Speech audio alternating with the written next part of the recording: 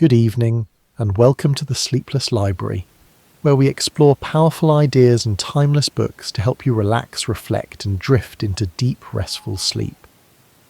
You are listening to the Joe Rogan Reading Starter Pack, a series diving into the thought-provoking books often recommended by Joe Rogan on old episodes of the Joe Rogan Experience. Tonight, we're summarizing Food of the Gods, a fascinating journey through the intertwined history of plants, culture, and consciousness. This book invites us to rethink the roots of human evolution, exploring how our relationship with mind-altering substances may have shaped who we are. Before you wind down, please take a moment to like the video and subscribe, and if there's a favourite book you'd like us to explore, let us know in the comments. Now get comfortable, dim the lights, and let your mind slow down as we ease into tonight's journey. Food of the Gods, The Search for the Original Tree of Knowledge, by Terence McKenna. The modern world is tangled in a deep confusion about drugs, what they are, how they're used, and why they matter. Some substances are celebrated, sold, and taxed. Others are demonized, criminalized, and feared. But the lines that divide them are rarely logical. Behind the confusion is something older and more profound, a broken relationship with the natural sources of altered states. Long ago, people lived in close communion with the earth. They understood the language of plants, not just for food or medicine, but for vision and transformation. Certain plants, those that could shift perception and open the mind, were held sacred. They were used with reverence, not as escapes from reality, but as tools to deepen connection with it. These plants didn't isolate the individual. They brought people closer to mystery, to community, to the divine. Over time, that ancient partnership was severed. Civilizations grew more complex, more hierarchical. New gods were worshipped. Gods of order, productivity, conquest. The old ways, rooted in the wild and the intuitive, were cast aside. The plants that once opened minds were now branded dangerous or sinful. Their use became taboo, even as other, more harmful substances were embraced for profit or control. What is often called the drug problem isn't simply about addiction or legality. It's a symptom of a deeper crisis. A society that has lost its compass when it comes to consciousness itself. The real question isn't which drugs are good or bad, but why some states of mind are welcomed and others are feared. Why is intoxication by alcohol normalized, but visionary insight through nature's own tools seen as a threat? The consequences of this imbalance are everywhere. Disconnection from nature, anxiety about meaning, a narrowing of thought and imagination. In silencing the voice of the plants, something vital was silenced in us as well. What was lost wasn't just a set of practices, it was an entire way of seeing the world, one that embraced mystery, intuition, and the sacredness of inner experience. There's a path toward healing this rift. It begins with asking new questions, or perhaps old ones that were buried. What if altered states aren't a threat but a resource? What if certain plants once helped shape human evolution, even language and culture? What if the future depends, not on controlling the mind, but on understanding and honouring its full range? This isn't a call for escapism or indulgence. It's an invitation to remember, to look again at the roots of human consciousness, and at the forgotten allies that once helped it grow. The journey begins with curiosity and the courage to reimagine what it means to live wisely in an altered world. Chapter 1: Shamanism Setting the Stage. Long before temples or texts, before the birth of religion as we know it, humans turned to a different kind of figure for wisdom, healing, and guidance. The shaman. Not a priest or philosopher, but a traveller, someone who ventured into the depths of consciousness, into the invisible realms and returned with messages for the living.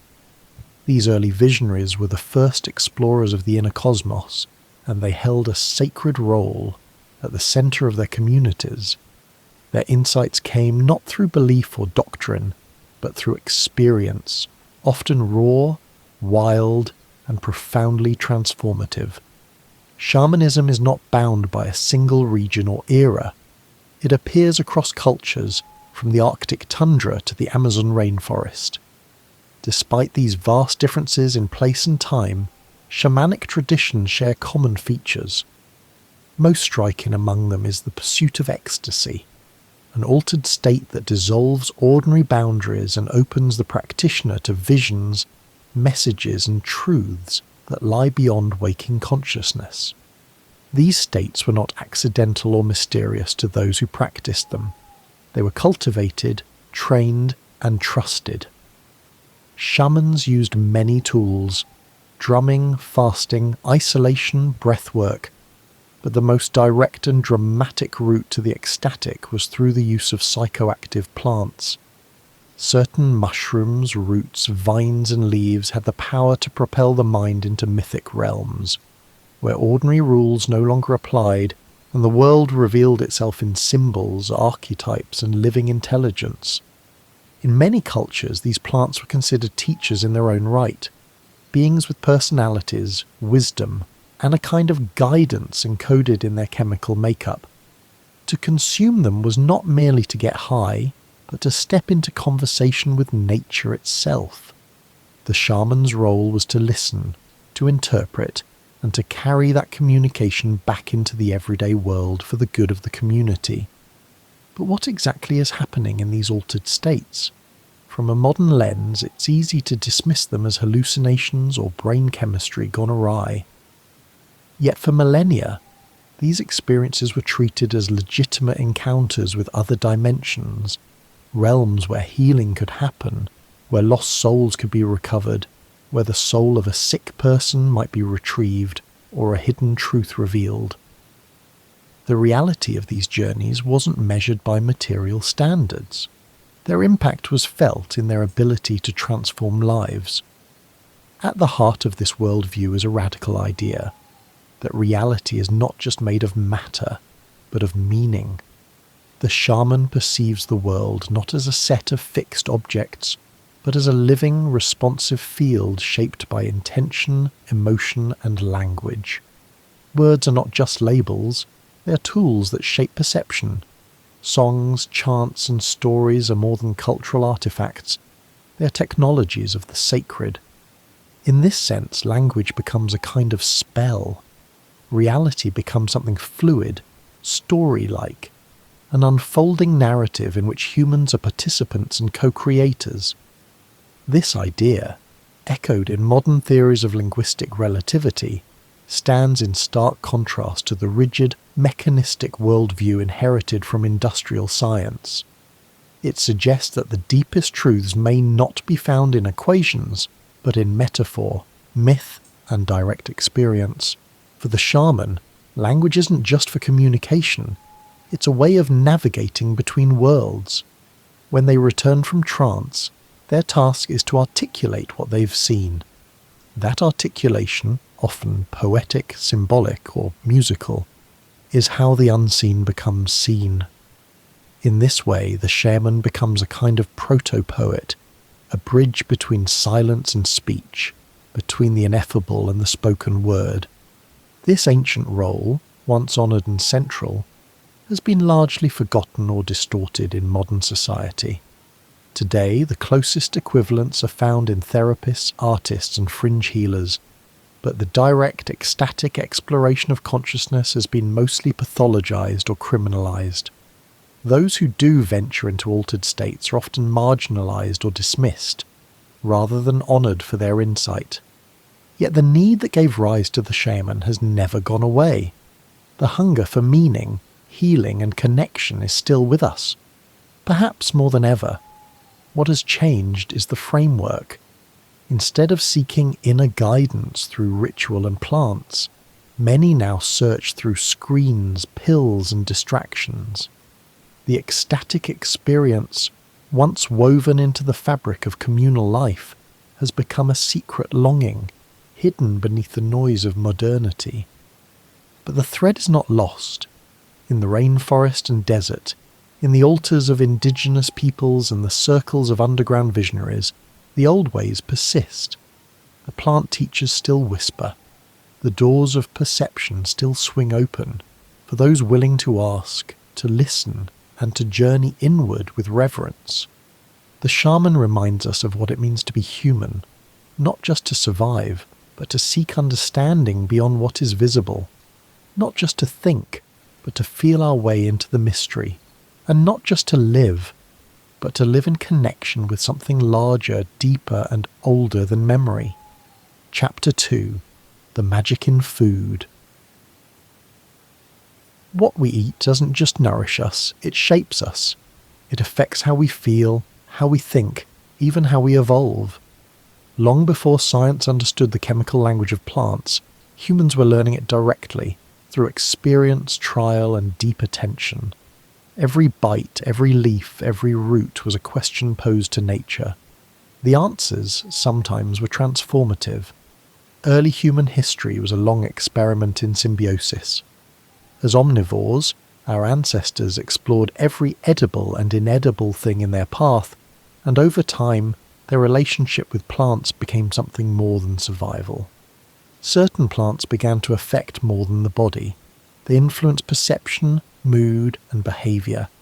They could energize, sedate, sharpen vision, increase sensitivity, or open the door to ecstatic states.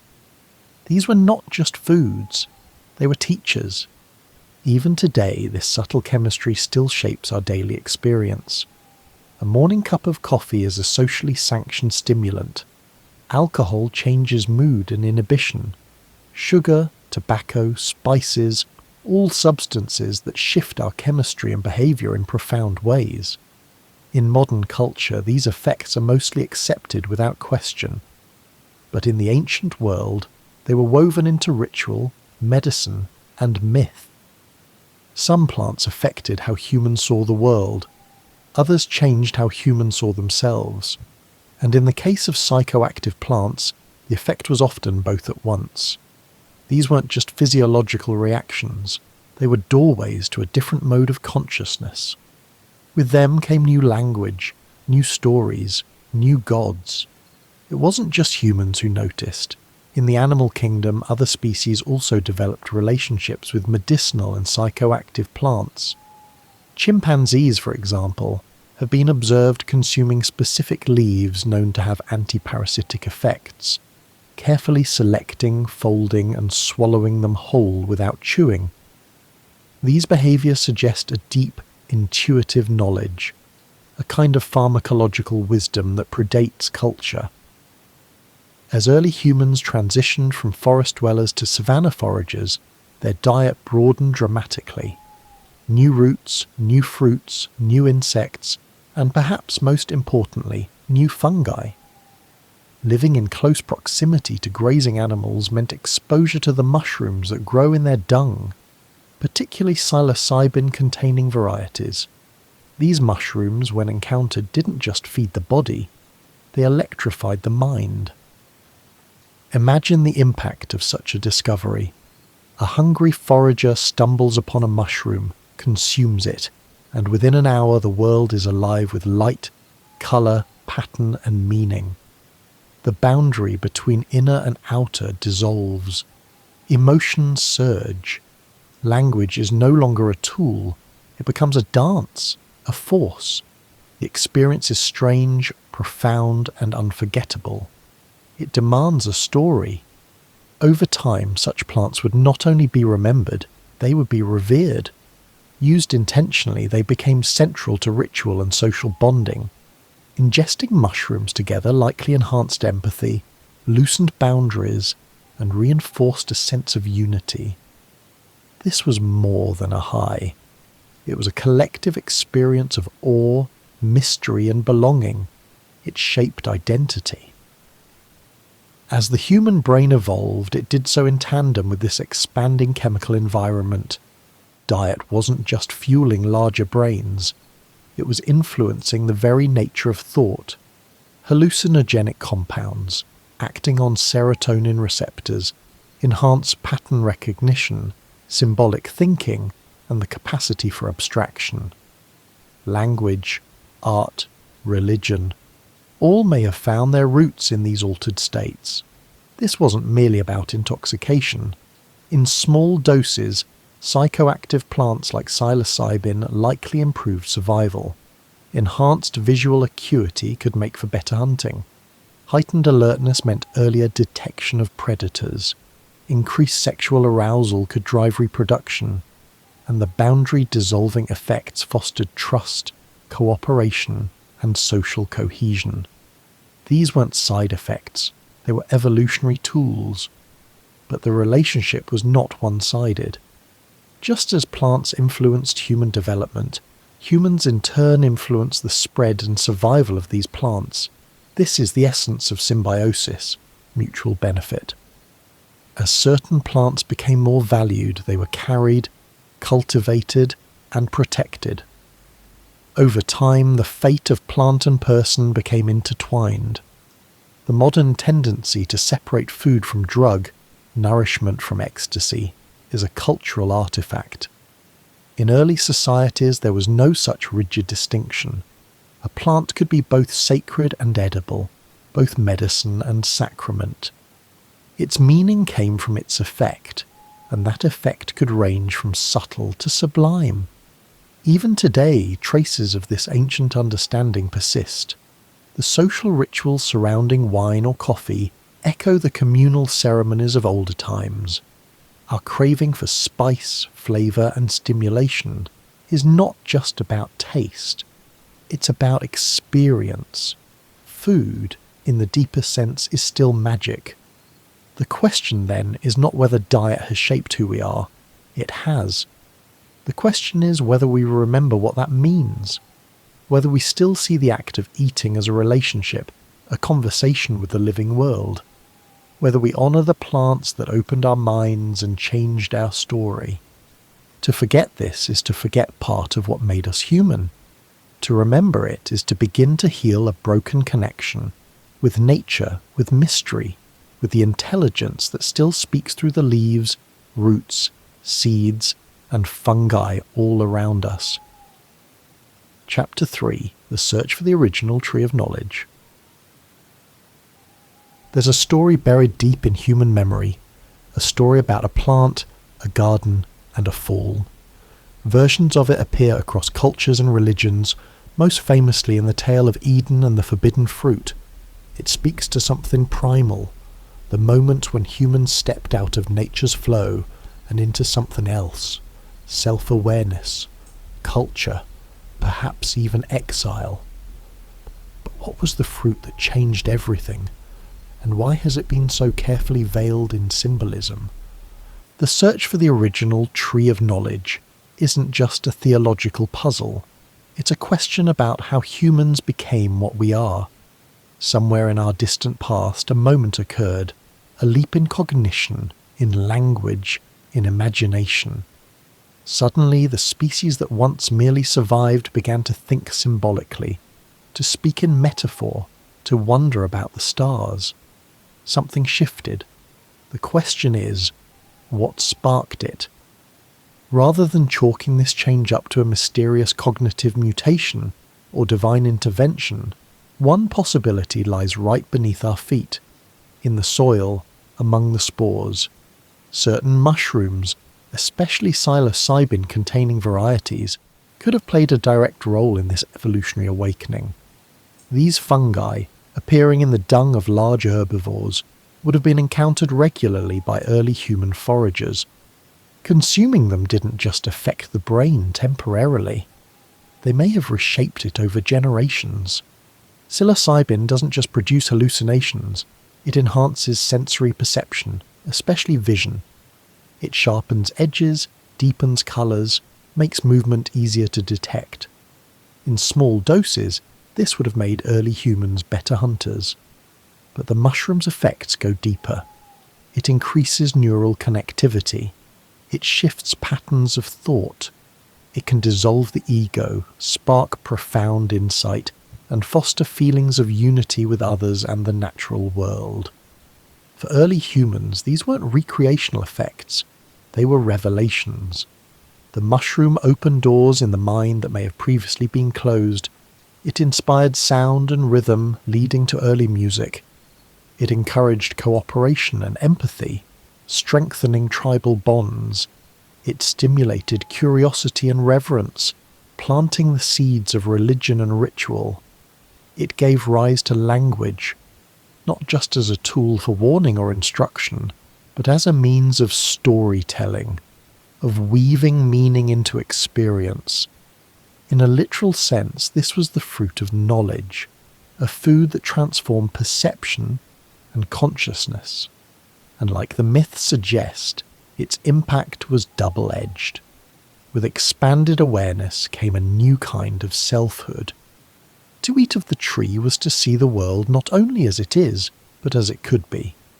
With that vision came power, and with power, consequences. The shift wasn't immediate.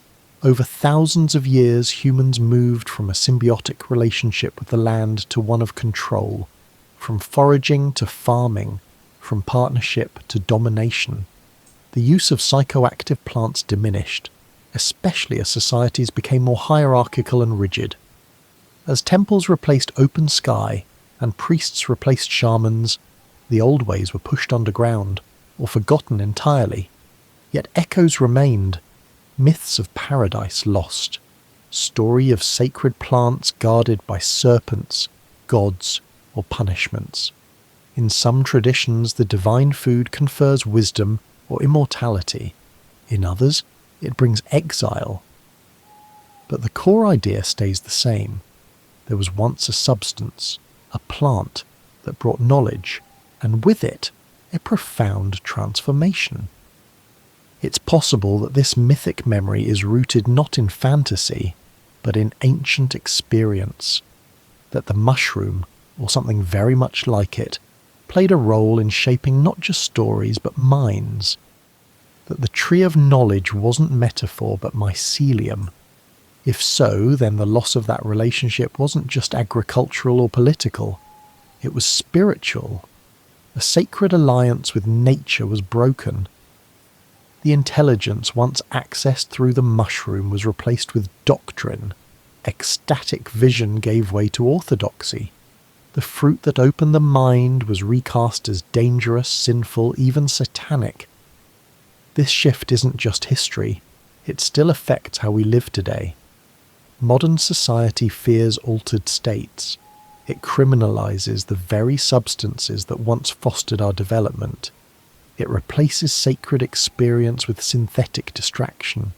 And yet the longing remains. The hunger for depth, for connection, for meaning that runs deeper than routine. The search for the tree of knowledge, then, is not just about looking back. It's about recovering something essential, not to repeat the past, but to restore a balance that has been lost. To remember that intelligence isn't only coded in genes or machines. It lives in the roots and rhythms of the earth, in the mushrooms, in the seeds, in the plants that still call to us. This isn't about worshipping drugs or escaping reality.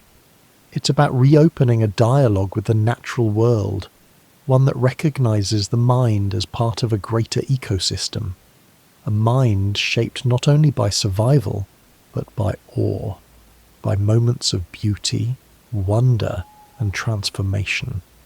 The real Eden may not be behind us, but ahead of us, waiting to be remembered, re-entered, reimagined. Chapter 4, Plants and Primates, Postcards from the Stone Age. Human beings didn't suddenly appear with complex language, myth, and technology. Our evolution was slow, adaptive, and inseparable from the environment that shaped us.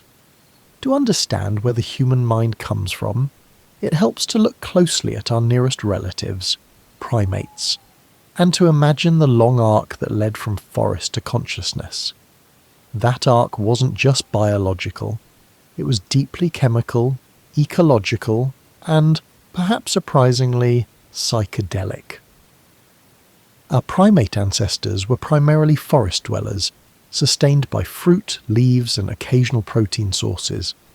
Life in the canopy demanded agility, sharp vision, and keen memory. These traits already formed the scaffolding of intelligence. But something changed when certain primate groups descended from the trees and began exploring new territories, especially the vast grass-covered savannas of Africa.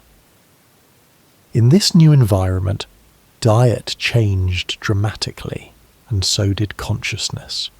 One of the most intriguing opportunities presented by this new landscape was a particular kind of fungus, psilocybin mushrooms growing in the dung of large grazing animals. As primates began following herds, scavenging, and experimenting with unfamiliar food sources, they would have inevitably encountered these mushrooms. What began as a nutritional discovery may have become something far more significant.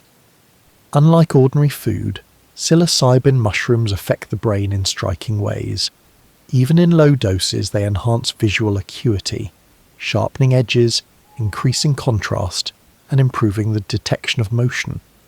For a hunter or forager, this would have offered a clear survival advantage. But the mushroom's impact didn't stop there.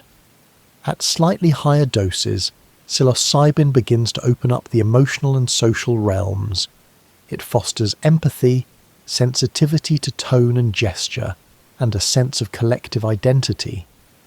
These effects likely deepen the bonds within early hominid groups. Coordinated action, group rituals, sexual openness, and shared vision experiences would have strengthened social cohesion in ways unmatched by ordinary communication. In even higher doses, the psychedelic experience becomes mystical, even cosmic. Boundaries dissolve, the self becomes porous. Individuals merge with group, earth, sky, sound, and dream. These episodes, if shared collectively, could have seeded the first religious ideas, the earliest notions of spirit, mystery, and the sacred. In short, the mushroom became a lens through which early humans not only saw the world, but reimagined their place in it. This is the heart of the stoned ape theory, that the ingestion of psilocybin mushrooms catalyzed key steps in human evolution, not just biologically, but culturally. Language, ritual, abstract thought, self-awareness, all may have been accelerated by this natural, recurring exposure to a plant-based ally. It's not that mushrooms invented the mind, but they may have helped us discover it. These early psychedelic experiences likely influenced the development of music and rhythm as well. Sound takes on new intensity and structure under the influence of psilocybin. Group drumming, chanting, or dancing would have become not only communal activities, but profound emotional synchronizers, binding the tribe through shared ecstasy. These were not performances. They were acts of survival, meaning-making, and unity. Sexual behavior may have also been influenced. Psilocybin can stimulate libido and increase sensitivity. In the context of early tribal life, this could have led to greater reproductive success, reinforced pair bonding, and promoted genetic diversity through group intimacy. The mushroom didn't just feed the body or entertain the mind, it shaped the social dynamics that define us. The idea of a co-evolutionary relationship between humans and plants isn't speculative poetry, it's ecological logic. Species evolve together when their interactions benefit both. Humans who used mushrooms gained cognitive and social advantages. In return, mushrooms benefited from dispersal, protection, and propagation. This mutualism may have lasted for millennia, until agriculture, climate change, or cultural shifts began to sever the connection. The severing of that relationship came at a cost. As human society shifted towards settled agriculture and hierarchical organization, the spontaneous, wild, and often uncontrollable nature of psychedelic experience no longer fit. The visionary was replaced by the priest. The ecstatic was tamed by the ritual. The mushroom, once sacred, became marginal or forgotten entirely. Still, traces of this ancient bond remain. In the stories we tell about divine fruit, in the myths of gods who walk the earth, in the longing many people feel for altered states that offer clarity, connection, or transcendence. The mushrooms may not have been the only catalyst of the human story, but they left fingerprints. Reconnecting with this possibility isn't about romanticizing the past or advocating uncritical use. It's about seeing human evolution as something more than material, a dance between biology, chemistry, and experience. The emergence of mind didn't happen in a vacuum. It happened under stars, around fire, with rhythm, with food, and with the aid of allies growing from the earth. To think that the spark of language, music, art, and spirit could have been lit by a humble fungus is not to diminish humanity. It's to recognize our deep living entanglement with nature. Intelligence didn't fall from the sky. It emerged from the ground, from the forests and fields, and from the ongoing conversation between our ancestors and the world around them. Chapter 5: Habit as Culture and Religion. Culture is a set of habits elevated to meaning. What we do repeatedly, what we eat, how we speak, how we worship, all of it becomes ritual over time. These rituals give us a sense of continuity, identity, and purpose. But not all habits are chosen freely. Some are inherited, some imposed, and some are so deeply embedded we forget they were ever choices at all. In the evolution of human society, habits eventually crystallized into institutions. As hunter-gatherer groups transitioned into agricultural communities, the behaviors once linked to survival and seasonal rhythms began to transform into fixed practices. What had once been spontaneous became structured. What had once been fluid became law. In this shift, culture gained weight and durability, but it also lost flexibility. One of the most powerful forces behind this transformation was the emergence of religion. At its best, religion is a collective language for mystery, a shared way of reaching beyond the visible world towards something greater. But when it becomes rigid, hierarchical, and disconnected from direct experience, it risks becoming a prison of habit rather than a path to liberation. In earlier, shamanic traditions, spiritual insight came through direct communion with nature. It was personal, ecstatic, and often facilitated by visionary plants. The sacred was encountered, not explained. Meaning arose from participation, not instruction. But as agricultural societies grew and centralized, a new kind of religious structure emerged, one that emphasized obedience, ritual purity, and theological authority. In this system, the ecstatic became dangerous. The unmediated experience of the divine was replaced with dogma. This shift wasn't just spiritual, it was political. Control over sacred knowledge became a tool of governance. Those in power began to regulate access to altered states and suppress practices that encouraged personal revelation. The result was a growing disconnect between individuals and the living world around them. Nature, once animated and conversational, became objectified. Spirit was removed from the landscape and placed behind the walls of temples. As society hardened, so did its view of the mind.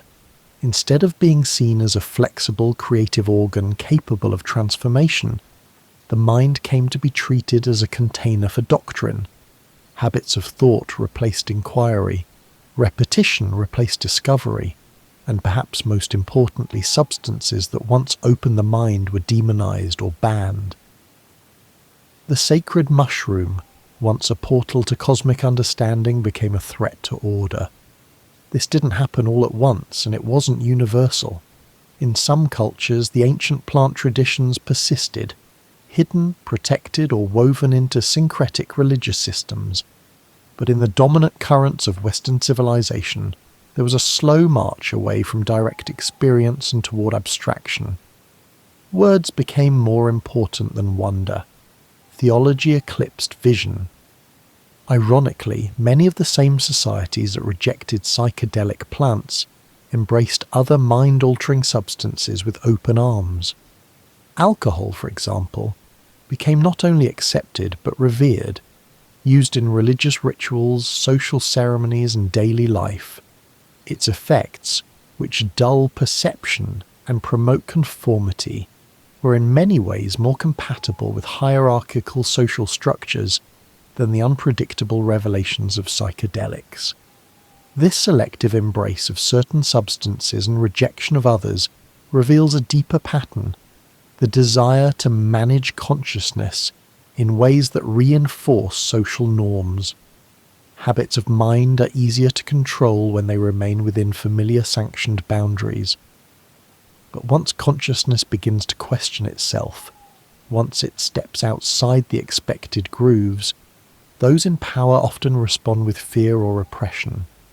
Yet the longing for direct experience never fully disappears. It re-emerges in art, in mysticism, in the quiet hours of the night when routine falls away. People instinctively seek the sacred, even when it has been stripped from the symbols that once carried it. Even in the most structured societies, the seed of ecstasy still stirs in the dark. Understanding culture as a complex system of habits reveals both its strength and its vulnerability. On one hand, shared habits allow large groups of people to cooperate, to build, to believe in common stories. On the other, these habits can become unconscious prisons, repeating patterns that no longer serve, inherited rituals disconnected from their original purpose. When mind-expanding plants were part of cultural practice, they acted as checks against this rigidity. They reminded people that reality is not fixed, that belief is flexible, that truth can be experienced directly. Without these reminders, culture risks closing in on itself, becoming brittle, humorless, and hostile to the unfamiliar. Reintegrating visionary experience into cultural life doesn't mean rejecting tradition. It means remembering that the roots of tradition are often wild, strange, and deeply alive. The sacred isn't only found in ancient texts or grand temples. It lives in the soil, in the breath, in the pulse of music and the stillness of meditation. And often, it waits in the plants that whisper from the edges of forgotten gardens. The real power of habit lies in its potential to transform. When made conscious, habits can become tools for growth. When paired with openness and intention, ritual can return to its roots, not as empty repetition, but as a living dialogue with mystery. The challenge is not to abandon culture, but to reawaken its original spark.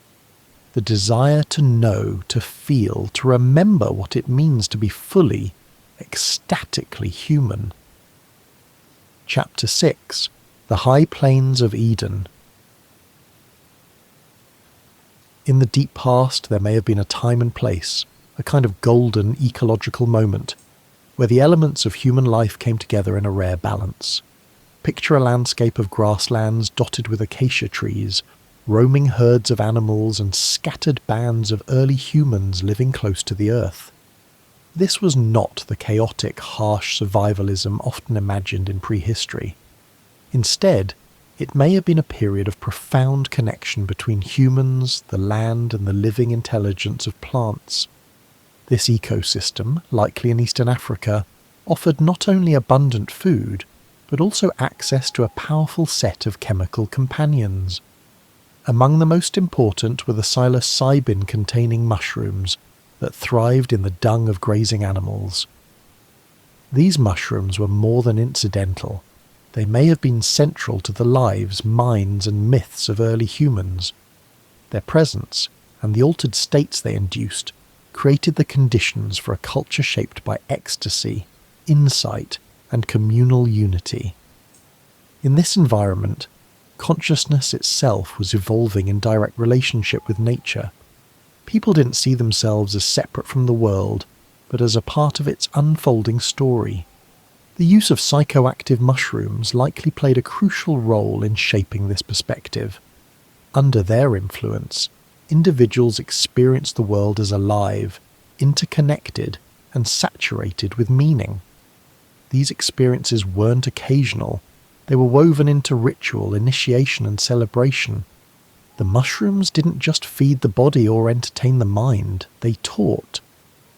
Life in this setting wasn't built around ownership or domination. It moved with the rhythms of migration, the availability of resources, and the presence of natural teachers. There was time to play, to rest, to gather, and to commune. The boundaries between self and other, between human and animal, individual and group, were porous. Language was forming, but it wasn't yet used to enforce dogma. Music, dance, and storytelling were communal technologies of bonding and revelation. This world, however, was fragile. Climate change eventually altered the landscape. What was once a lush savanna became drier, less forgiving. The herds moved on, the mushrooms disappeared, and with them something profound was lost. The shift was slow, but its effects were seismic.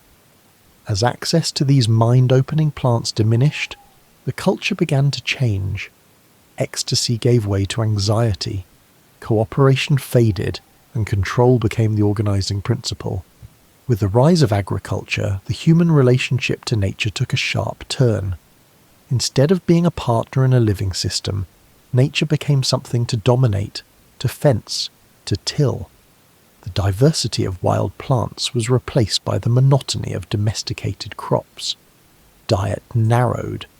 Communities settled, leading to surpluses, and with surpluses came power, hierarchy, and the beginnings of organized religion and warfare. The spiritual practices that had once been grounded in personal ecstatic experience were institutionalized. The priest replaced the shaman. The temple replaced the grove. Ritual remained, but the original connection to nature's mysteries was obscured. The divine was moved out of the earth and into the sky, abstracted into law and decree. A deep rift formed between body and mind, between earth and spirit, between humanity and the rest of life. The memory of the earlier harmony didn't vanish completely. It lived on in myth and symbol, the garden, the lost paradise, the fall from grace. These stories aren't just metaphors. They may be cultural echoes of a real transition, from a time when humans lived in intimate cooperation with nature to a time when control and separation became the dominant logic. The fall was not moral. It was ecological and psychological. This perspective reframes the ancient myths. The forbidden fruit may not have been a symbol of disobedience, but of insight. Insight that once unified the human mind with the world around it. What was lost wasn't innocence, but balance. And the punishment wasn't exile by a deity. It was the long, slow forgetting of how to live in conscious relationship with the planet. Understanding this history is more than an academic exercise. It opens the possibility that the mind's original state is not alienation or struggle, but connectedness. That the human story doesn't begin in violence or scarcity, but in a brief moment of harmony, a time when food, freedom, and the sacred were entwined, a time when plants spoke and people listened. Revisiting this lost harmony doesn't mean rejecting everything that came after. It means recognizing the cost of forgetting and the potential of remembering. The high plains of Eden may no longer exist in physical geography, but it remains alive in the psyche. A blueprint, a dream, a direction. The journey forward may in some ways be a journey back, not to replicate the past, but to reclaim what was best in it. The reverence for life, the openness to mystery, the understanding that consciousness and ecology are two sides of the same coin. That paradise was never a place. It was a relationship. Chapter 7. Searching for Soma, the Golden Vedic Enigma. Among the sacred texts of ancient India, few mysteries burn as brightly as that of Soma. Celebrated in the Rig Veda, one of the world's oldest religious scriptures, Soma was not just a god, but a drink, a plant, a presence. It was praised for its power to illuminate, to energize, to bestow insight, and to connect mortals with the divine. Warriors, poets, and priests alike sought its blessing. Yet for all its glory, Soma's identity has been lost to time. The question lingers: what was Soma? Descriptions of Soma are vivid, ecstatic, and reverent. It was something to be pressed, filtered, and consumed in ritual. It sparked visions, inspired hymns, and seemed to offer communion with cosmic forces. The drink was said to confer strength, clarity, and immortality. But nowhere do the texts provide a definitive botanical description. The plant behind the legend remains a ghost in the pages of sacred history. Over the years, scholars and seekers have proposed many candidates: cannabis, opium, ephedra, even fermented honeymead. But none fully match the range of effects described in the Vedic hymns. Soma wasn't just a stimulant or a sedative. It was a catalyst for revelation. It produced a state of heightened awareness, intense emotion, and direct contact with the divine. These clues point to something far more powerful than alcohol or a mild herb. They suggest a true entheogen, something that reveals the god within. One strong candidate is the fly agaric mushroom, Amanita muscaria, the iconic red and white mushroom known from fairy tales and Siberian shamanism. It grows in temperate forests, often near birch or pine, and has long been used in spiritual practices by indigenous peoples of northern Eurasia. When properly prepared, it can induce visions, euphoria, and altered states of awareness. Its ritual use in Siberia bears striking similarities to the descriptions of Soma's preparation and effects. However, Amanita muscaria comes with challenges. Its effects are unpredictable, and improper preparation can cause nausea or toxicity. Still, it remains a compelling candidate, especially given the migratory patterns of Indo-European peoples who may have carried knowledge of the mushroom into India from the north. As they moved into the Indian subcontinent, it's possible that the original Soma, whatever it was, became scarce or inaccessible, prompting the rise of symbolic substitutes and metaphorical interpretations. This disappearance of Soma from physical ritual mirrors a broader historical pattern. Again and again, in different cultures and eras, the direct use of visionary plants gives way to abstraction. The experience itself, visceral, emotional, ecstatic, is replaced by doctrine, commentary, and controlled ritual. The wildness of the original sacrament is smoothed into liturgy. The plant becomes metaphor. In the case of Soma, this transition likely reflects both ecological and cultural shifts. If the original entheogen was a mushroom or other delicate species, changes in geography or climate could have made it harder to find.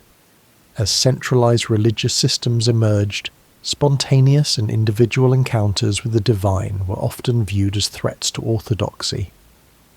The drink that once gave voice to the gods became something remembered, not repeated. The mystery of Soma also underscores how much has been lost in the modern understanding of ancient spirituality. Many assume that early religions were entirely symbolic or philosophical, but the language of the Vedas and other sacred texts around the world suggests otherwise. The early spiritual experience was often direct, embodied, and chemically facilitated. Plants weren't symbols of the divine, they were pathways to it.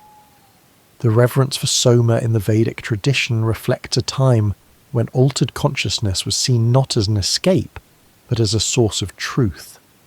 To consume Soma was not to lose oneself, but to find something more real, more luminous, more eternal than ordinary waking life. It was a form of knowledge, a sacrament of illumination. The modern world often views this kind of experience with suspicion. Our cultural memory has been shaped by centuries of wariness around ecstasy and altered states. visionary experience is pathologized or criminalized. Yet the ancient reverence for soma challenges that view. It asks us to reconsider what knowledge is and how it is accessed.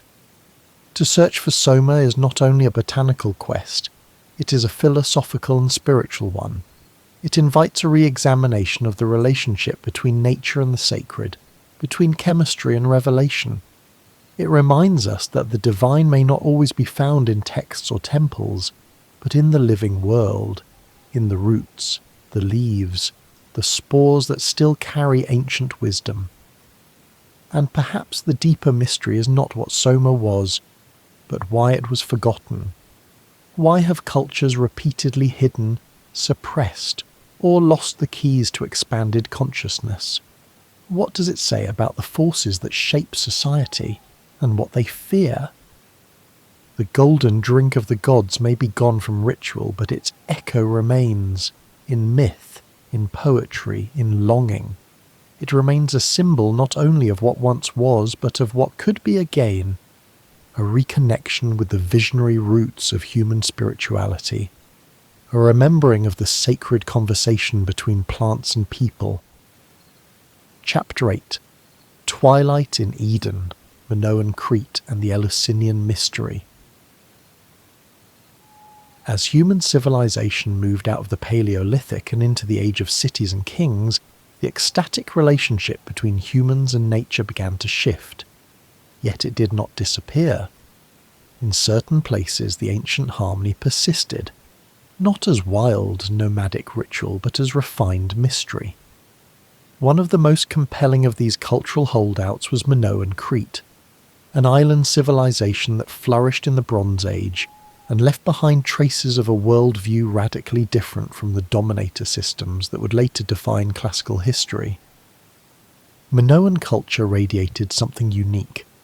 Art, architecture, and myth from this era suggest a society centered not on conquest, but on fertility, nature, and the divine feminine. Its palaces were labyrinthine but lacked fortifications.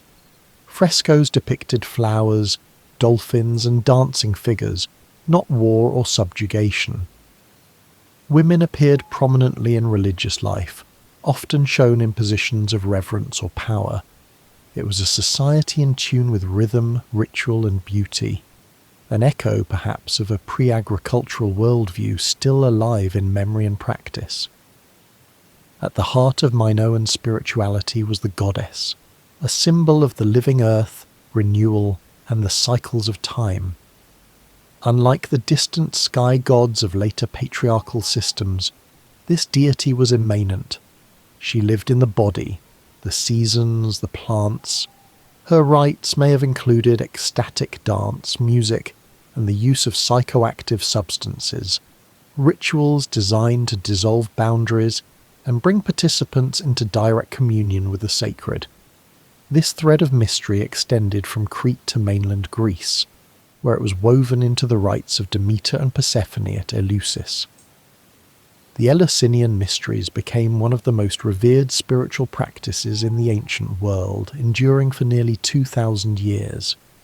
Every year, initiates travelled from across the Greek world to undergo a sacred experience whose details were kept secret under penalty of death.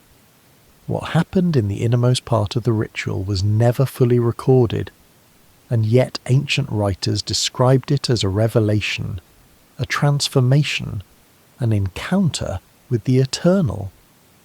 At the centre of the Eleusinian rites was a drink called kykeon, a sacred brew made from barley and mint. Scholars have long debated what gave this drink its power. Some believe it contained an ergot derivative, a natural fungus that grows on grain and produces psychoactive alkaloids.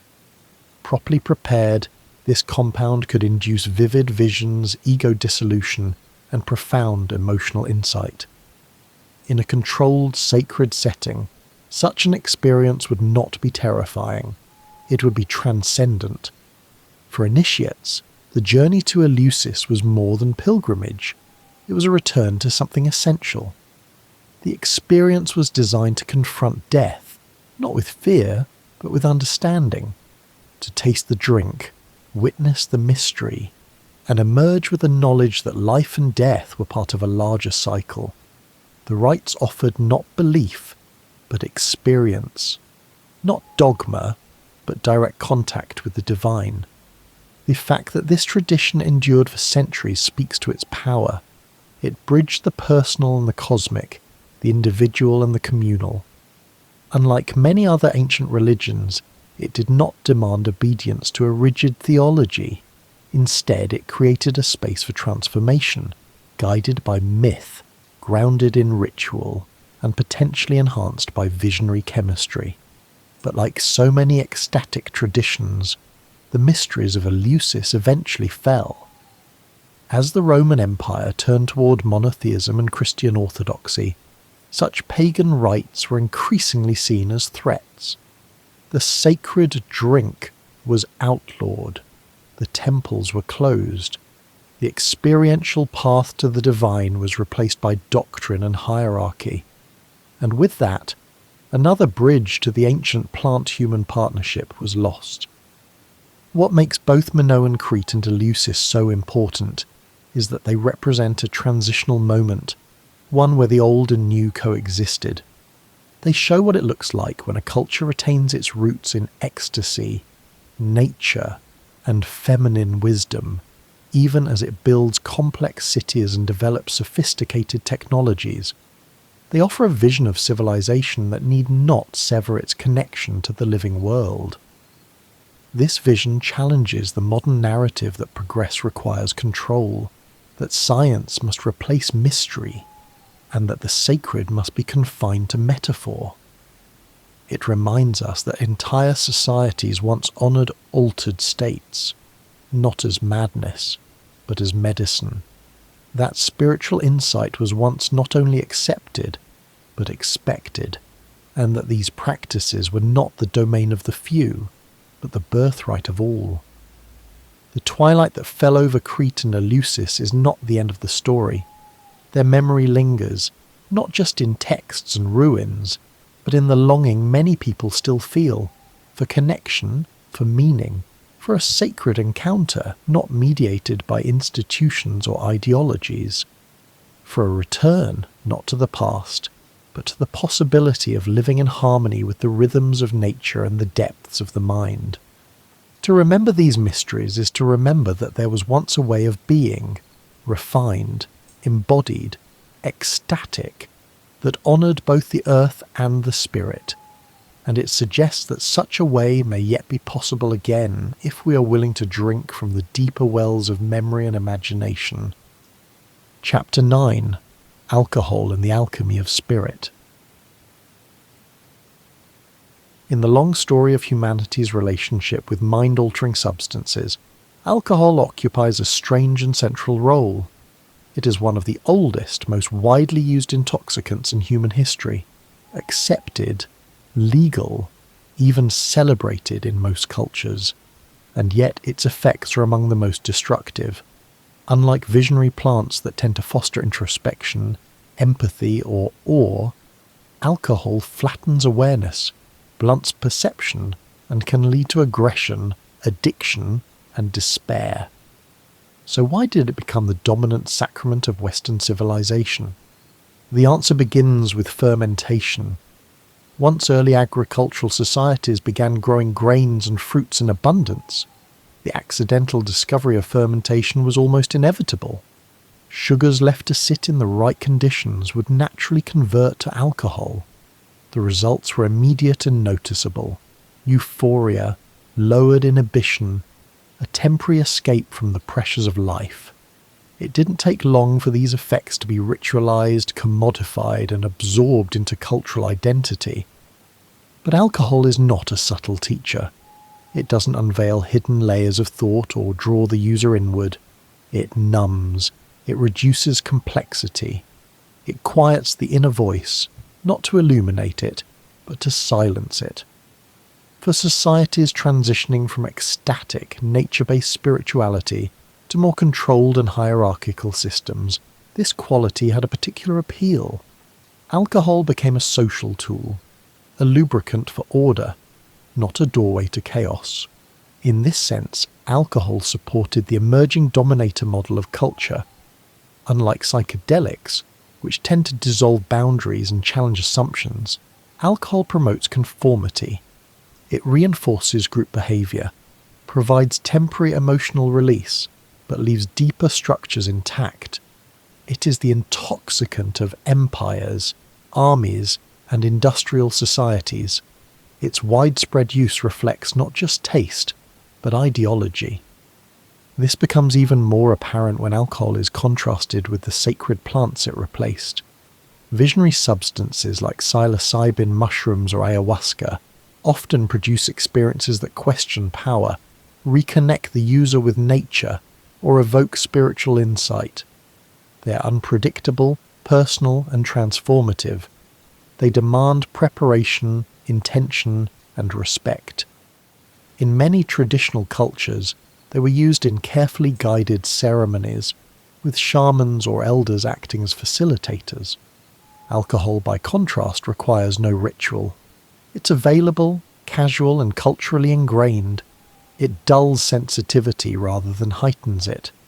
In many parts of the world, its use is so normalized that questioning it feels taboo, and yet its consequences are profound, contributing to violence, disease, family breakdown, and spiritual emptiness on a massive scale.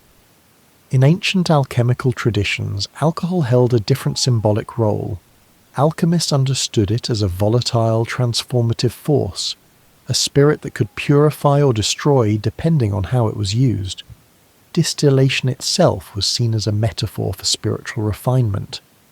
The process of extracting essence from substance mirrored the inner work of transformation. But these mystical associations became lost as alcohol moved from alchemy into economics, from sacred lab to public tavern. What's striking is how Western culture, especially after the fall of the ancient mystery traditions, elevated alcohol to a near-sacred status, while demonizing or outlawing more spiritually potent substances. Wine became the blood of gods in religious rituals. Beer was offered in state ceremonies. Meanwhile, plants that induced true visions, plants that could shake a worldview, were burned, banned, or buried in silence. This inversion reflects a deep cultural shift. The path to transcendence, once organic and dangerous, became symbolic and safe. Religion traded direct experience for ritualized reenactment. Social gatherings replaced communal ecstasy with intoxicated entertainment. The sacrament was still consumed, but it no longer led to the sacred, and yet the desire that once drove people to visionary plants still lives in those who reach for a drink at the end of a long day. Beneath the buzz is a longing for peace, for release, for reconnection. Alcohol promises that, even if only briefly, but it cannot deliver the deeper clarity that many truly seek. It offers sedation, not revelation. To examine alcohol's role in modern society is not to condemn its use outright, but to question the priorities and patterns it reflects. Why is one class of drug embraced while others, often less harmful and more spiritually profound, are outlawed? Why is numbness so accepted while insight is feared? The answer may lie in how culture shapes consciousness. A society that values productivity, control, and predictability will naturally gravitate towards substances that reinforce those values. In this context, alcohol makes sense. It is a tool of escape that leaves the larger system undisturbed. But for those seeking a deeper change, for the mind to awaken rather than retreat, different allies are needed. Alcohol's dominance is not inevitable. Other paths exist. The revival of interest in psychedelics, in plant medicine, and in altered states approached with reverence rather than indulgence, points to a turning tide. The choice is not between intoxication and sobriety, but between forgetfulness and awakening. In reclaiming the ancient sacraments, those that connect rather than divide, that illuminate rather than obscure, there is a chance to rebalance the inner world. to once again choose experiences that feed the soul rather than only distract the mind. Chapter 10. The Ballad of the Dreaming Weavers. Cannabis is one of humanity's oldest cultivated plants, ancient, adaptable, and deeply woven into the cultural, spiritual, and economic fabric of civilizations across time. Its story is not just botanical, but mythological. It follows the arc of human consciousness itself, rising and falling with the tides of empire, religion, and revolution. And despite modern controversy, its presence in human history tells a quiet, enduring tale of healing, connection, and altered perception. Unlike other psychoactive plants that evoke visions or dramatic shifts in awareness, cannabis works in subtler, more personal ways. Its effects vary with context and dose, and often reflect the user's own mental landscape. In a relaxed environment, it can heighten sensory appreciation. Music becomes richer, food more flavorful, time more fluid. But beyond pleasure, it invites reflection. It nudges the mind toward introspection, toward curiosity, toward thinking in curves instead of straight lines. This mental elasticity has long been recognized in cultures that valued creative thought. Cannabis enhances pattern recognition and lateral thinking, the kinds of cognition behind art, poetry, and improvisation. It slows time, making the internal world more spacious. It doesn't impose visions, but opens the space for dreaming. In that space, new ideas can arise, old emotions can be examined, and habitual thought patterns can soften. Historically, cannabis was not treated as a threat. In ancient China, it was used in medicine and ceremony. In India, it became a sacred substance associated with Shiva and spiritual insight. It was consumed in bang during festivals, integrated into yogic and tantric practices, and revered as a tool for transcendence. In the Middle East, Sufis use cannabis to facilitate meditative states, seeking unity with the divine through gentle intoxication rather than forceful ecstasy. Its global spread followed trade routes, migrations, and cultural exchanges. And for much of its history, cannabis existed without the stigma or suppression that would come centuries later. It was useful, versatile, and often sacred. It soothed pain, inspired music, aided in ritual. It had a role not only in altered states but in everyday life. The turn against cannabis came not from science, but from politics, racism, and social control. In the modern West, particularly during the 20th century, cannabis was targeted not because of its effects, but because of what it represented.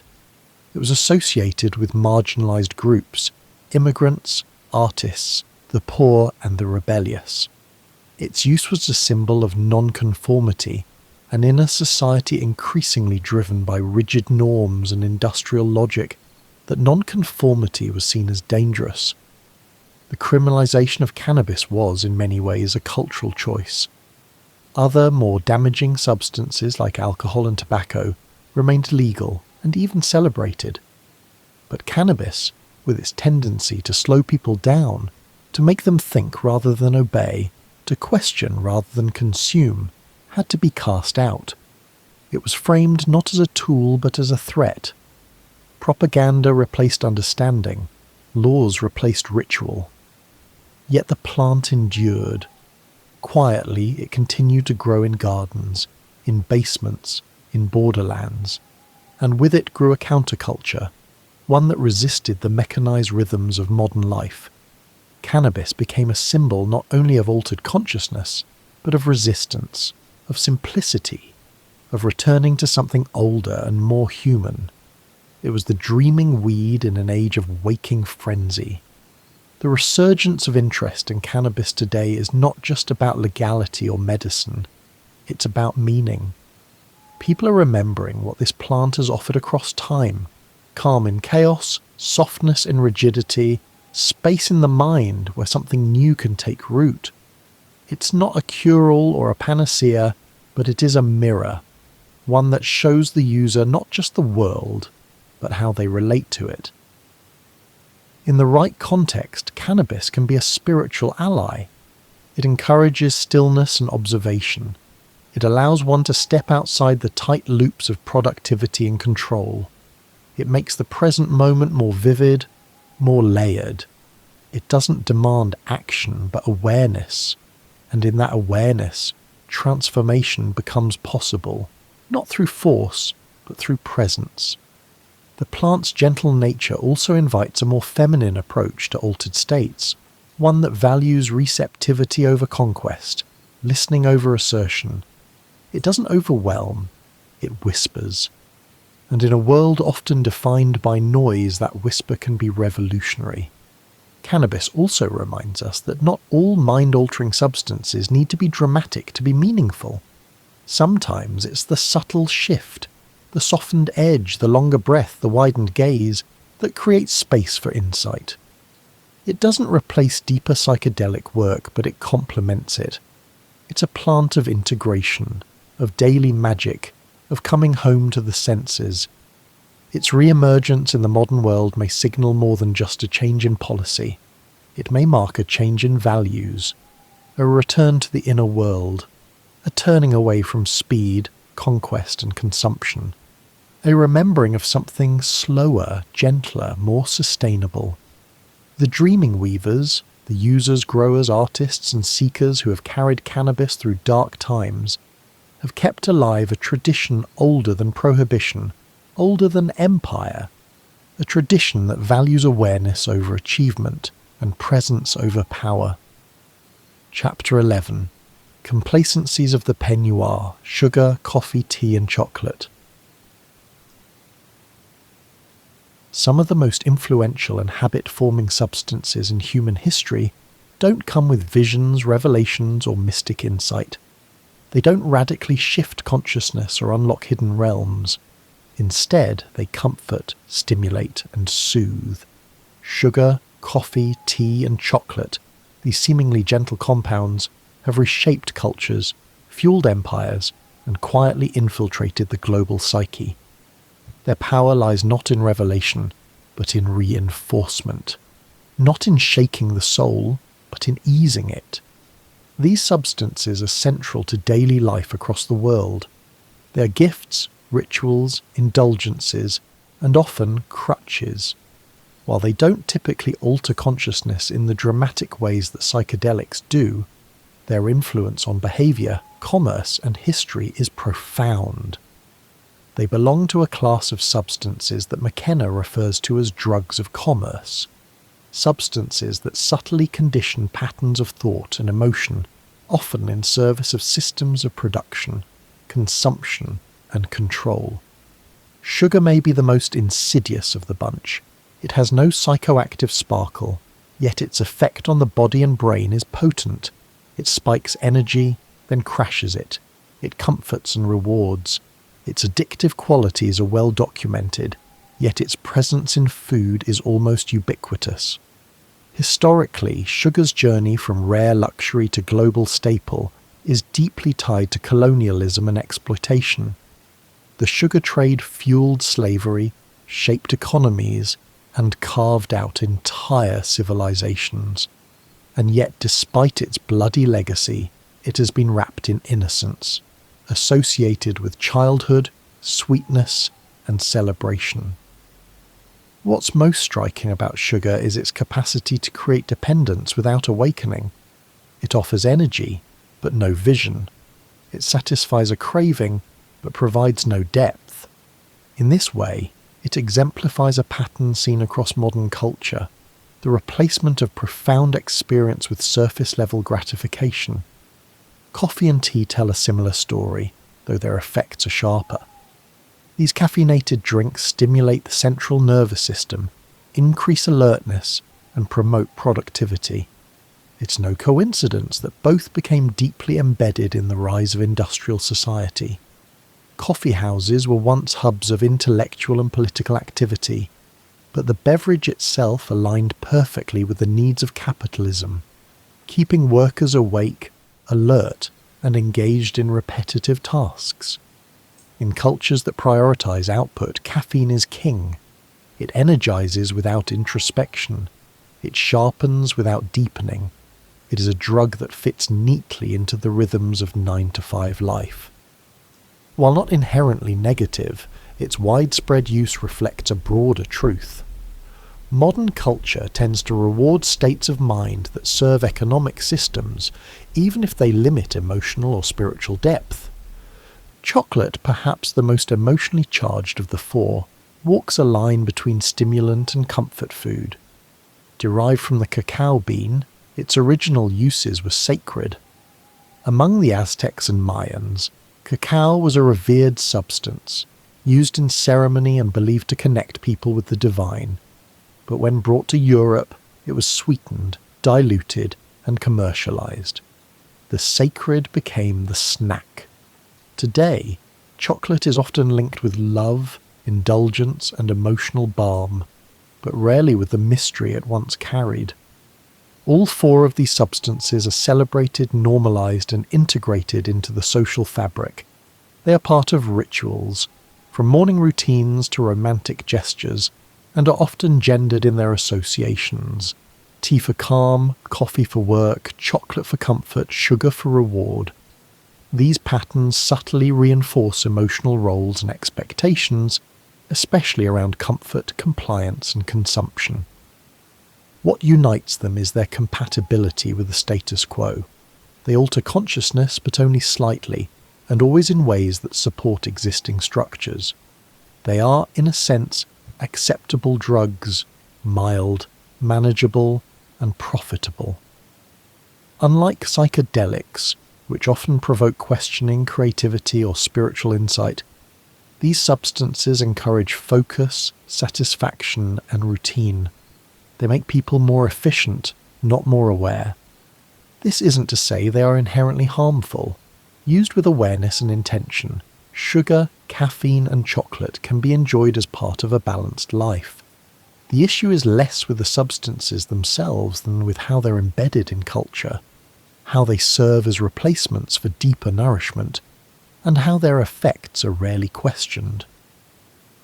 In a society where visionary states are marginalized, these substances offer comfort over confrontation.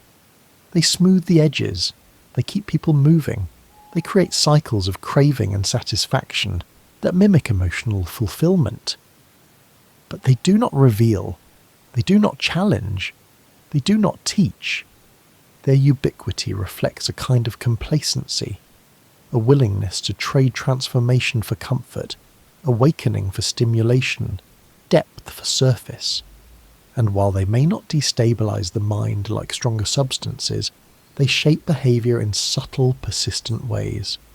They create habits, dependencies, and identities that are hard to recognize precisely because they are so normalized.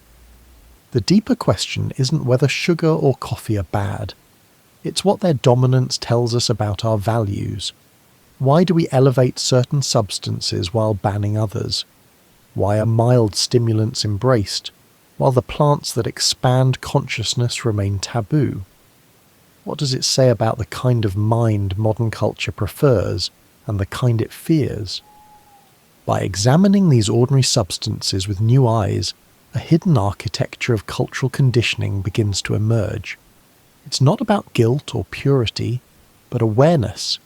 Awareness that even the most mundane rituals, your morning cup, your afternoon snack, are part of a larger story about how consciousness is shaped, controlled, and perhaps reclaimed. Chapter 12. Smoke Gets in Your Eyes. There are few substances that have shaped human destiny as deeply and as destructively as opium and tobacco. These two smoke-borne gifts from the plant kingdom have been revered, feared, romanticized, and weaponized. They sit at the center of history's most enduring contradictions, spiritual tools turned into commercial engines, sacred medicines transformed into global addictions. Their stories are not just about pharmacology, they're about power, empire, suffering, and desire. Both opium and tobacco originate in ritual. For centuries they were used with intention and reverence. Tobacco in the Americas held deep spiritual significance. Indigenous cultures used it in prayer, ceremony, and communion with the spirit world. It was a mediator, offering smoke as a bridge between the physical and the divine. Likewise, opium was known in ancient Greece, Egypt, China, and the Middle East as a powerful painkiller and sleep bringer. It soothed the body, calmed the mind, and offered glimpses into dreams. But the reverence didn't last. As global trade expanded and colonial powers sought wealth and control, these substances became commodified. What was once sacred was reduced to product. Tobacco became a plantation crop grown through slave labour, refined, marketed, and spread around the world. Opium similarly was weaponized, not just as a drug, but as a tool of imperial strategy. The British Empire used it to destabilize and exploit China, leading to the Opium Wars and the forced opening of Chinese markets.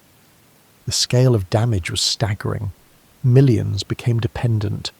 Entire regions were economically reshaped around the cultivation, sale, and enforcement of these substances. And yet, even as society suffered, the plants retained a strange allure, part chemical, part symbolic. Tobacco, with its sharp stimulation and momentary calm. Opium, with its enveloping warmth and dreamlike euphoria. They answered deep human cravings, for relief, for stillness, for a break from pain. The method of consumption, smoking, only deepened their psychological power. Smoke is ephemeral, sensual, and ritualistic. It transforms matter into air, solid into vapour. To inhale is to take something in intimately, almost spiritually. Smoking creates a rhythm, inhale, hold, release, that mirrors prayer or meditation. It becomes a gesture of control in a chaotic world, a moment of solitude, or, paradoxically, of social connection. But these rituals mask a deeper dependency. Both substances are highly addictive, not only physically but emotionally. They create habits that are hard to see, harder still to break. They promise comfort, and they deliver, until they don't. Over time, the relief becomes a need. The moment of peace becomes the price of stability. Modern culture's treatment of these substances is riddled with contradictions. Tobacco, once glamorized, is now vilified, though still sold. Opium in its pharmaceutical forms has become a crisis in the form of opioids, legal, prescribed, and deadly. And yet, for all the regulation and outcry, the systems that enabled their spread remain largely untouched. Systems that prioritize profit over wellness, sedation over awareness, and quick relief over deeper healing. These substances became so powerful not just because of their chemistry, but because of the conditions in which they spread. Industrialization, urbanization, and the alienation of modern life created fertile ground for dependency. People lost connection to ritual, to nature, to community. In that vacuum, a puff of smoke or a poppy-derived pill seemed like a solution. And in a way, it was, but only temporarily. It's easy to cast blame on the substances themselves. But the deeper question is why the culture embraced them so fully and at such cost.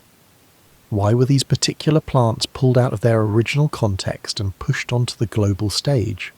Why were their addictive properties ignored or downplayed, while their benefits were exaggerated and romanticized?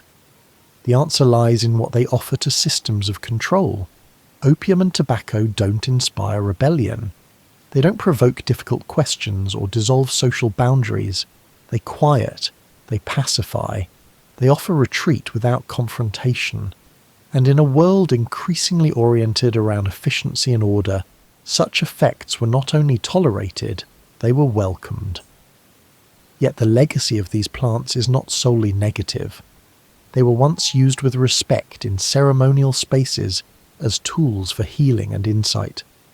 The tragedy lies not in the plants themselves, but in their misuse, torn from sacred use, scaled for profit, and sold into forgetfulness. Their story is a mirror. reflecting both the beauty of human ingenuity and the darkness of our appetites when untethered from meaning. There is something to learn here, not just about drugs, but about how culture relates to consciousness. The substances a society tolerates or promotes reveal what it values, and in the case of tobacco and opium, what's revealed is a preference for sedation over transformation, for habit over revelation. Still, the ancient memory remains. Somewhere beneath the addiction and the marketing, beneath the ashes and the pills, there lingers a whisper of the original ritual. Smoke curling toward the sky, a prayer, a pause. The idea that the breath, when guided by intention, can be a doorway, not an escape. Chapter 13. Synthetics. In the modern world, the substances that shape consciousness have moved increasingly away from nature and toward the lab. What once grew in forest or fields is now synthesized, refined, and mass-produced. The result is a class of compounds that are more concentrated, more addictive, and more detached from their ecological and spiritual roots. Heroin, cocaine, two of the most powerful and dangerous synthetic derivatives, represent the dark flowering of this shift. And in a broader sense, so does television, a synthetic environment for the mind, addictive in its own way, shaping behavior without ever entering the bloodstream. Heroin and cocaine do not originate as poisons. Both are derived from plants with long histories of ceremonial and medicinal use. Opium, from which heroin is synthesized, was once revered for its pain-relieving properties. Coca, the source of cocaine, has been used for thousands of years in the Andes to stave off hunger, elevate mood, and support physical endurance. In their natural forms, used respectfully and within cultural traditions, these plants had a place. But in the hands of modern chemistry, they were transformed, stripped of complexity, magnified in potency, and turned into weapons of dependency. The process is telling. Take a sacred plant, isolate its most active compound, purify it, and you remove not just the physical buffers that make traditional use safer, but also the cultural and spiritual frameworks that give it meaning. What's left is a high without a context, an experience detached from responsibility or insight. The danger lies not only in the drug itself, but in the emptiness that surrounds its use.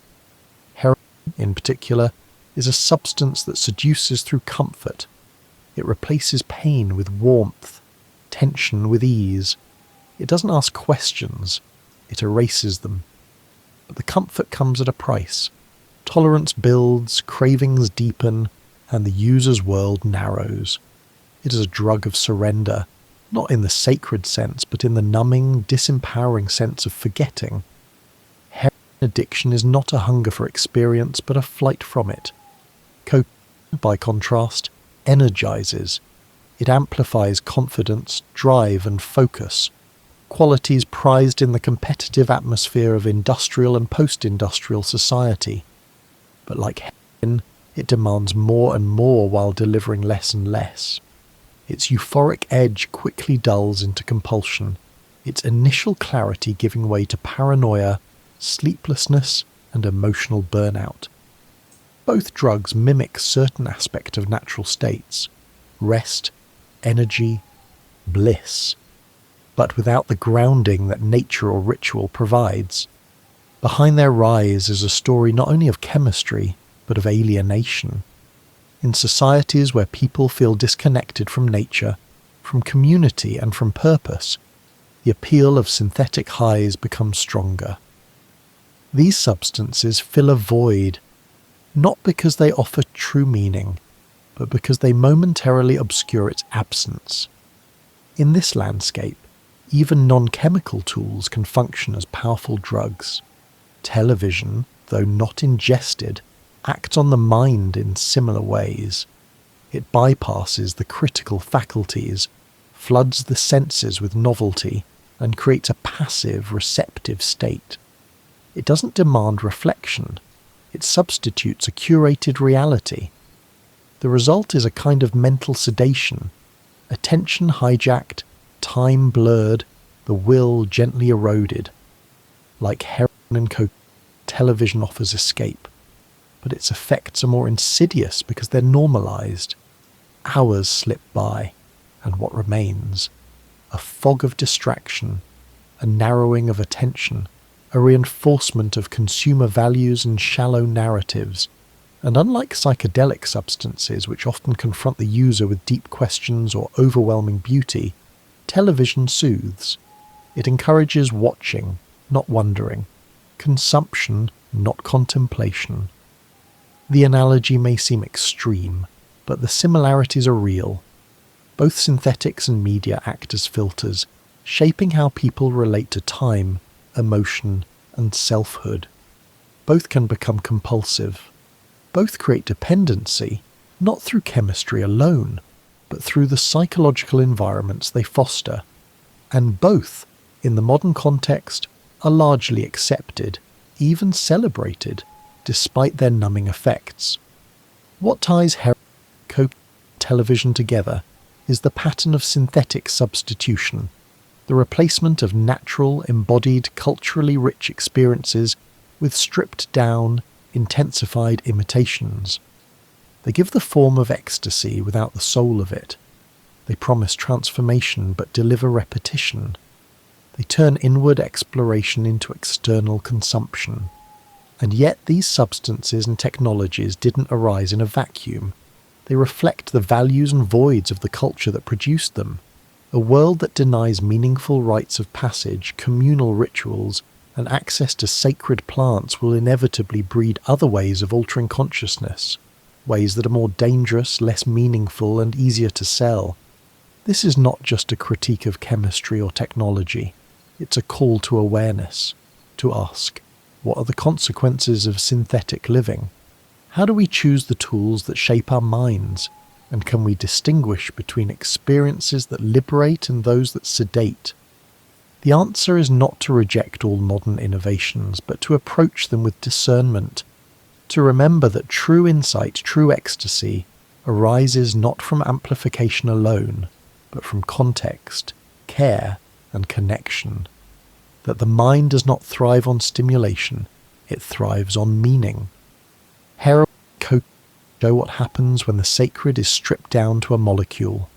Television shows what happens when vision is replaced by programming. Together, they warn of a path that leads not to freedom, but to forgetting. Chapter 14. A Brief History of Psychedelics. Throughout human history, psychedelics have served as bridges between worlds, between the visible and invisible, the individual and the collective, the mundane and the divine. Long before they were labelled illegal or misunderstood by science, these substances were revered. They were central to ceremony, healing, myth-making, and the shaping of consciousness itself. The modern era, with its legal classifications and cultural taboos, has nearly erased this legacy from common knowledge. But the deeper history is still there, etched in artifacts, whispered through oral traditions, and encoded in the architecture of the human mind. The story begins not with the 1960s, but in deep antiquity. Indigenous cultures across the globe have long used plant-based psychedelics in ritual settings, safely, respectfully, and with purpose. In the Amazon, ayahuasca serves as a spiritual teacher and a tool for diagnosing illness. In Central America, psilocybin mushrooms have been used for thousands of years in rites of passage, divination, and community healing. In North America, the peyote cactus has shaped religious experiences in native traditions that persist to this day. In Africa, iboga plays a central role in initiation rites. Each culture treats these plants not as recreational substances, but as living allies. These traditions share a common ethos. Psychedelics are sacred. Their power lies not only in their chemistry, but in the intention surrounding their use. Set and setting, the mindset of the user and the context in which the experience occurs, are everything.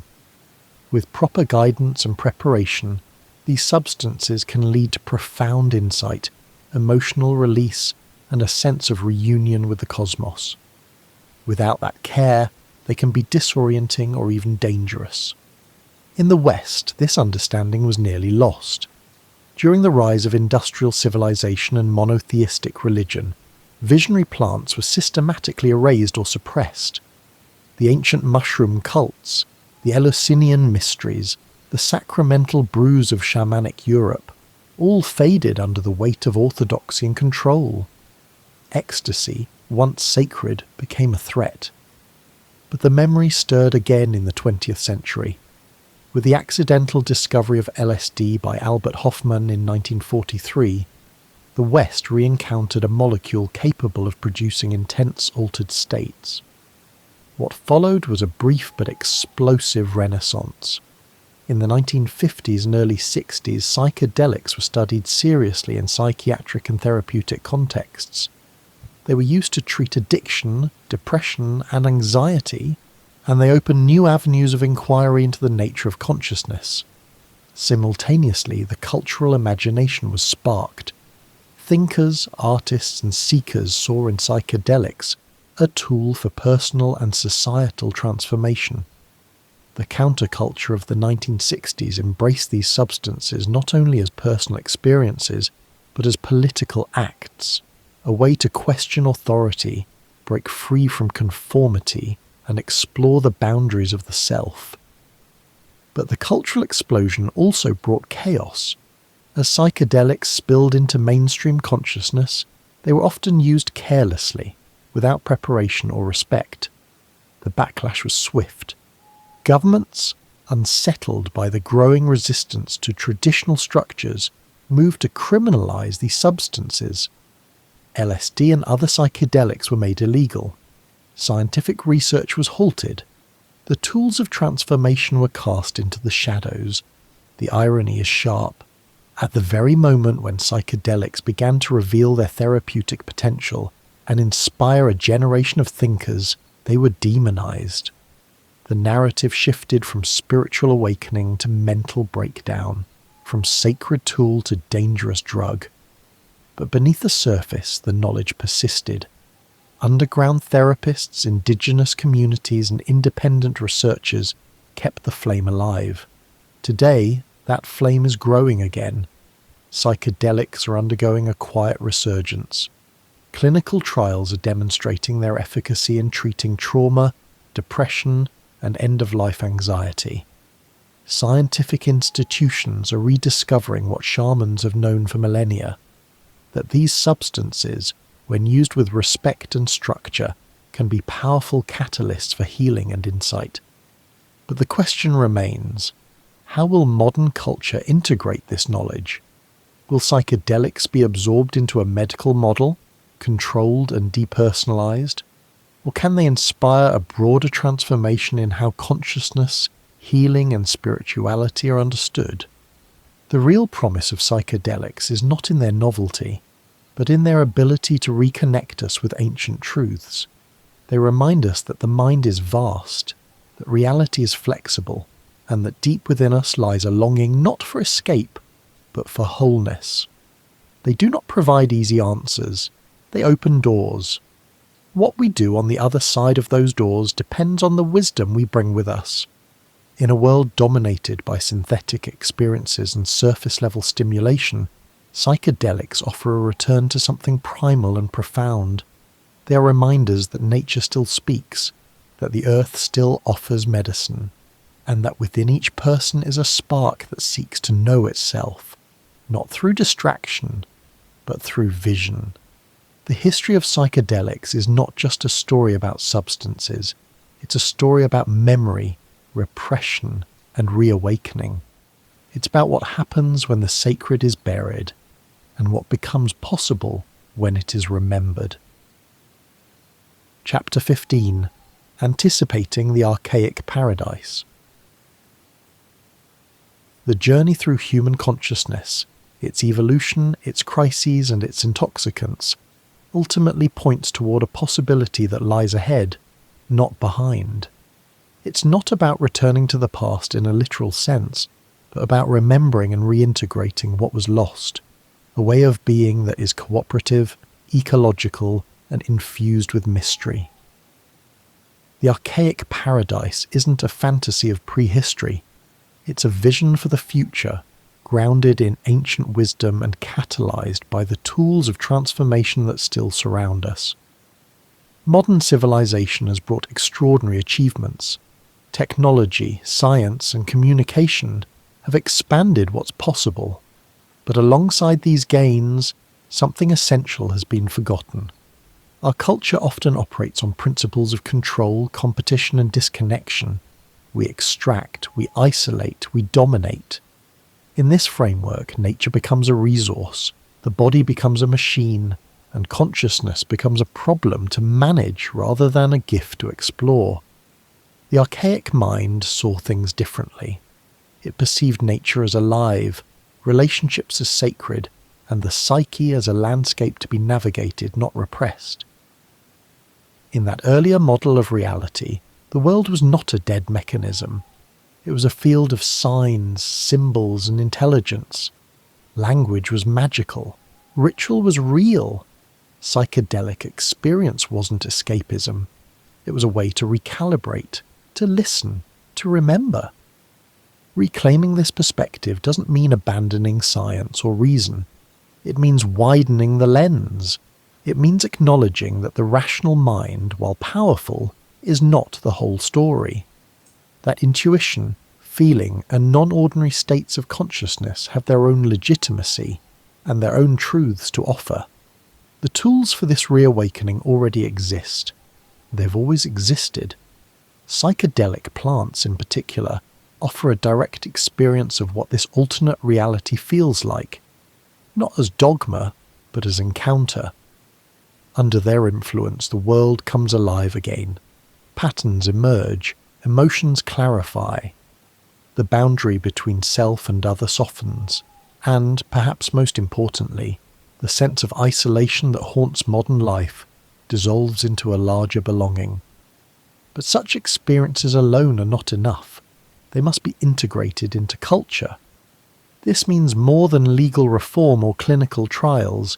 It means a wholesale rethinking of values, a new understanding of what progress means, not faster, not more efficient, but more connected, more sustainable, more human. The vision is not utopian in the naive sense. It's rooted in a deep realism, the recognition that the path we're on, if left unchanged, leads to ecological collapse, spiritual emptiness, and social fragmentation. The archaic paradise offers an alternative not as nostalgia, but as blueprint, a society that values cooperation over conquest, that honours the earth not as property, but as partner, that sees the mind not as a battleground, but as a garden. This vision is already emerging in small ways, in the rise of ecological consciousness, in the return to local sustainable food systems, in the growing interest in plant medicine, meditation, and inner work, in the desire felt by many to slow down, to simplify, to reconnect. It also requires courage. The archaic way is not about passivity or regression. It calls for conscious evolution, for individuals and communities willing to challenge the dominant narratives, to resist the commodification of every moment, to seek depth over distraction, to create spaces where the soul can breathe.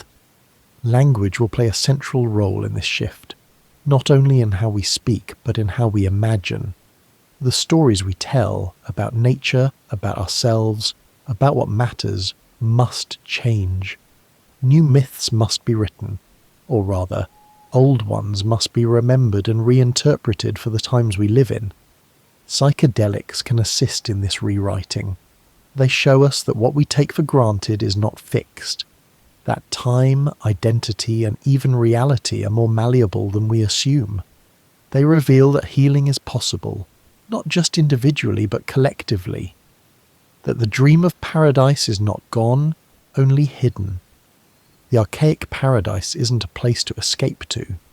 It's a state of consciousness, a mode of being, a relationship to the world. It exists wherever presence, reverence and cooperation are prioritized. It grows where people listen to each other, to the earth, to the intelligence that moves through all living things. Reclaiming this way of being is not easy. It means confronting the shadows of modernity, addiction, alienation, ecological devastation. But it also means remembering that we are not separate from what we seek. The paradise we anticipate is already within us, waiting for the conditions to emerge. The future is not predetermined. We can choose to return to a way of life that is older than history and wiser than ideology. A life rooted in balance, nourished by insight, and guided by the deep rhythms of nature. To anticipate the archaic paradise is to believe in the possibility of healing, not as a fantasy, but as a path that winds through memory, through medicine, through myth.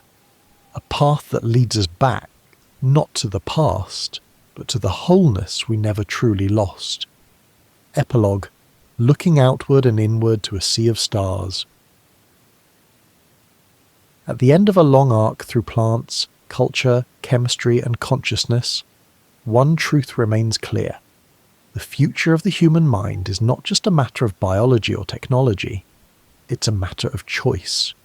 The path forward begins not in policy or progress, but in attention, in how we choose to relate to the natural world, to our inner lives, and to the hidden dimensions of being that psychoactive plants have always made accessible.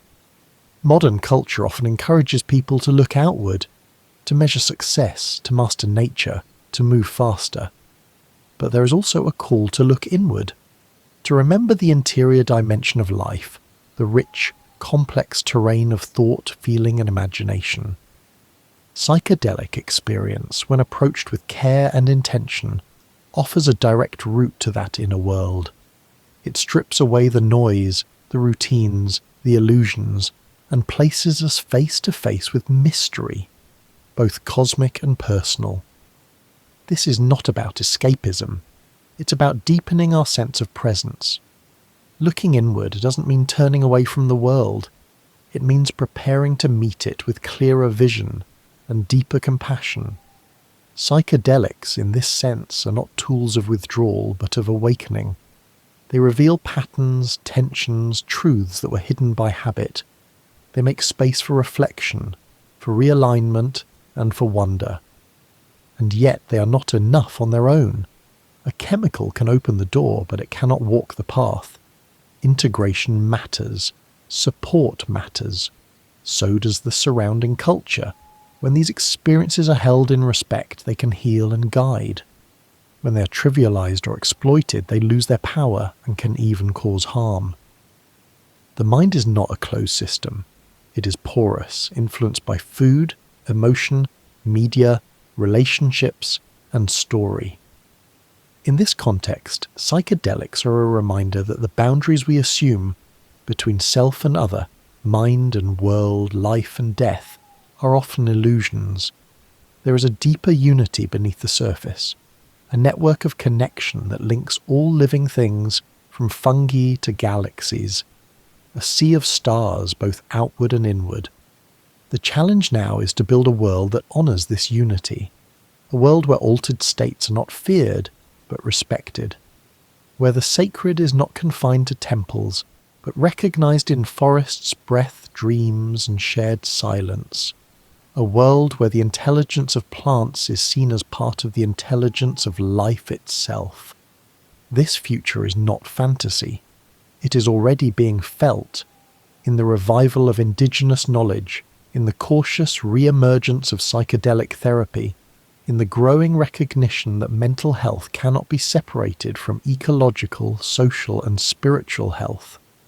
The seeds of the archaic future are already sprouting. But this path requires courage.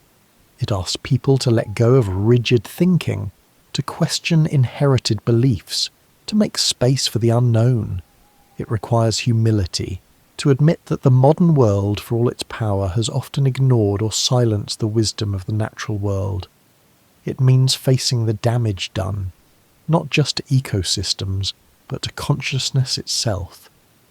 There's grief in this remembering, grief for what was lost, sacred groves cut down, rituals outlawed, plants burned, voices silenced. But there's also joy in the recognition that the thread was never completely severed, that the knowledge carried by plants, by dreams, by quiet knowing is still accessible.